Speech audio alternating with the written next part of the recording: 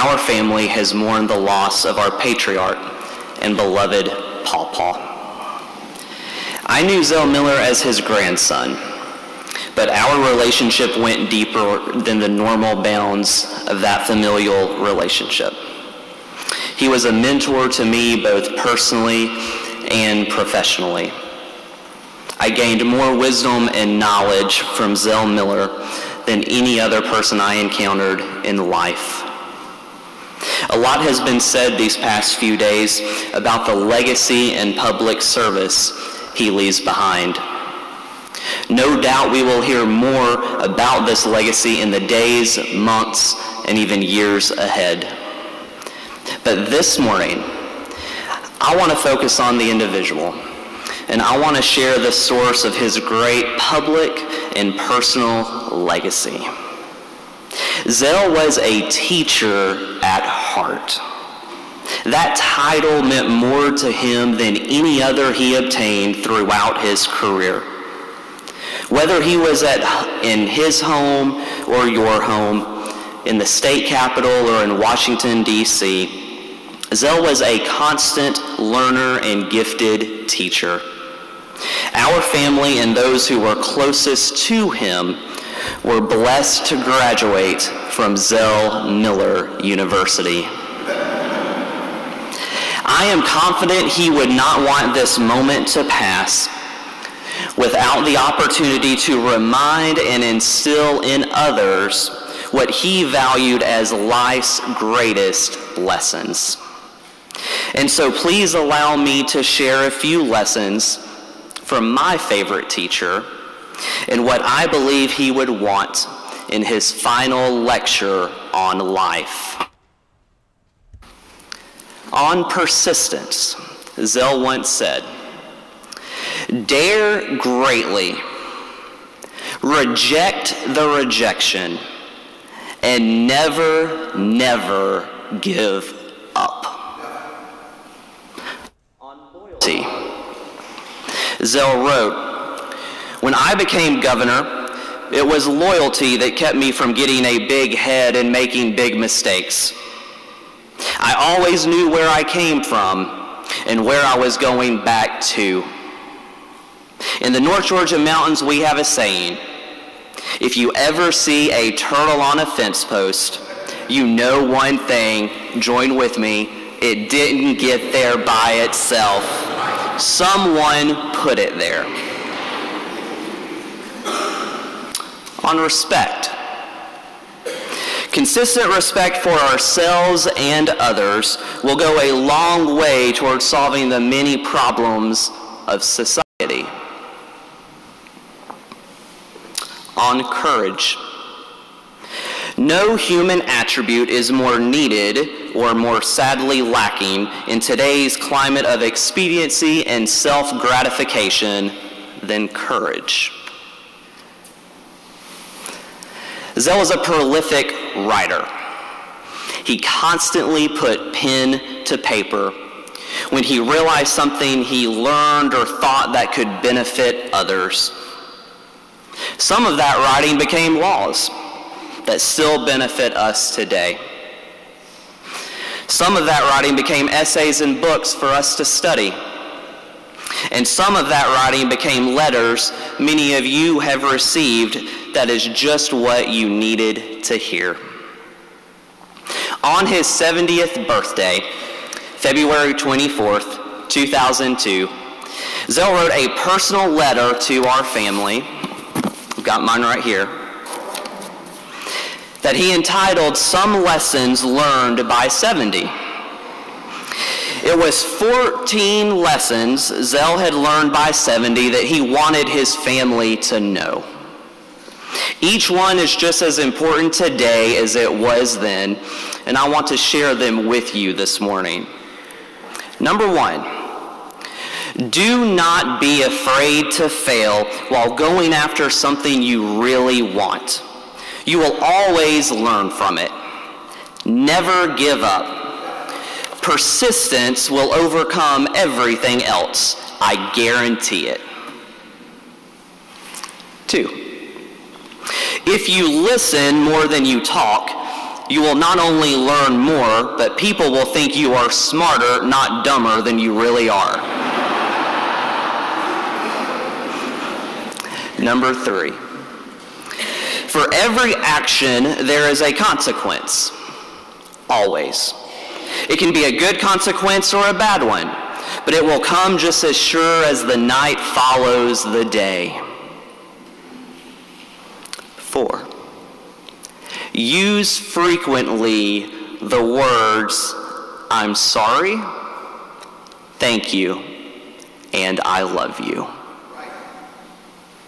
5.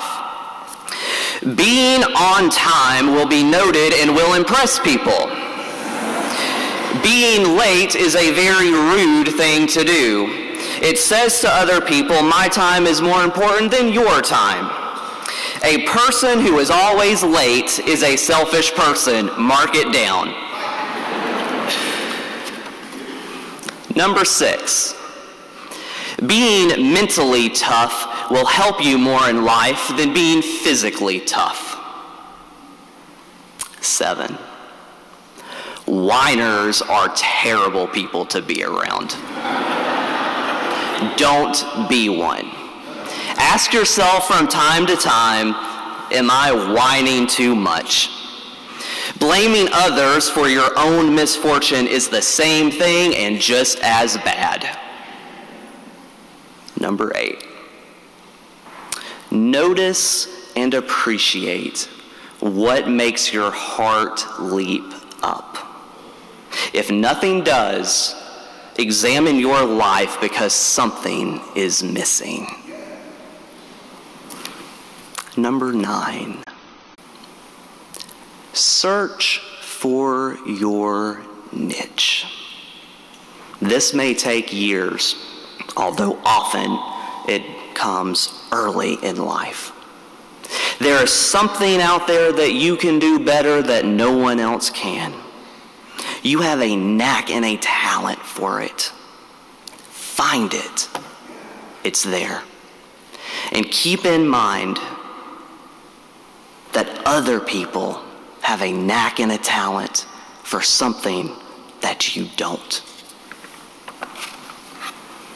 Number 10. From time to time, make yourself do something you don't really want to do. It will make you stronger. 11. Smoking will shorten your life. I've seen too many loved ones die because of it. 12. Family and home are important. One should know where he came from and who suffered or sacrificed to get us where we are. Having a sense of family and having a sense of place is going to be increasingly hard in this modern, fast-moving, ever-changing world. But if you do, it will bring you comfort and stability. 13. Those who teach lessons are not smart or know everything. They've just lived a long time. 14. Keep a good sense of humor and laugh at yourself more than you do others. Several books can be written on the lessons Zell Miller taught us. For me personally, some of the most important are these. Every person has a gift or talent that when put to use can make this world a better place. When you find yours, help others find theirs. The fruits of labor come only to those who first labor for the fruit. Marry your best friend. If you're lucky, she will be your toughest critic. And finally, take what you want, saith the Lord. Take it and pray for it. This is by far the creed and the philosophy in which Zell Miller lived his life. He was an adult before he found out that that verse was not in the Bible, but it was in the gospel according to St. Bertie. In high school, and even when I was a student at Young Harris College, my grandparents and I would regularly attend Sharp Memorial United Methodist Church together. And afterwards, we would always have Sunday lunch, usually in the dining hall at the college. That was our thing. That was our special time together. And another chance for me to learn from my favorite teacher. When I graduated, my grandparents gave me a Bible. And in it, Zell wrote, "Some of the happiest moments of our lives have been when you sat between us in the pew at Sharp Memorial United Methodist Church."